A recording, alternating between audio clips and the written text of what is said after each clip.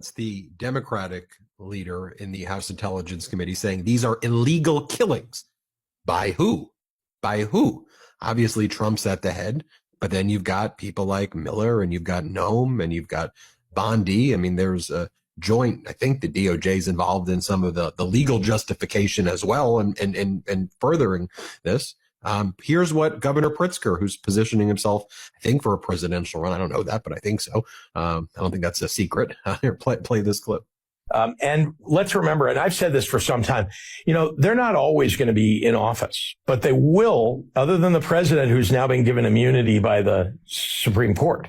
The people who serve for the president, including all the way down to ICE agents, can be held accountable when there's a change of administration who's willing to hold them accountable when they break the law. Now, Stephen Miller is clearly ordering people to break the law.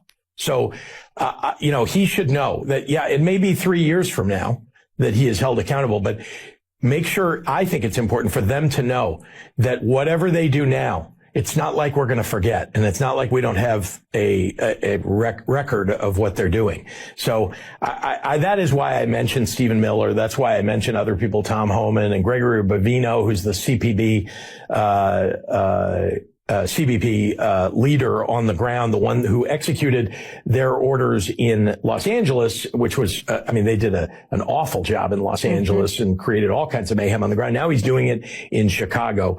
And so all these people need to recognize that, you may have immunity because Donald Trump's willing to pardon anybody that's carrying out his unlawful orders, but you're not going to have it under another administration.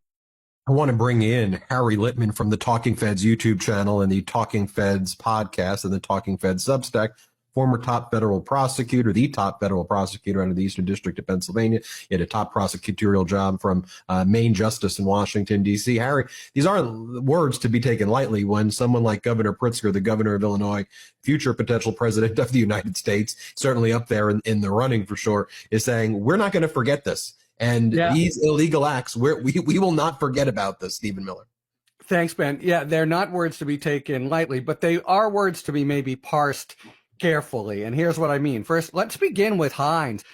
Maybe they'll come forward with some kind of pull a rabbit out of their hat. But right now, this looks to all the world and to all the kind of legal authorities as really flat out murder. That is when you take away what looks to be an utterly illegitimate assertion of legal authority because of this armed conflict, really the same kind of crap they're trying to sell in other contexts, like the immigration context, like the boots on the ground in Chicago. When you take that away,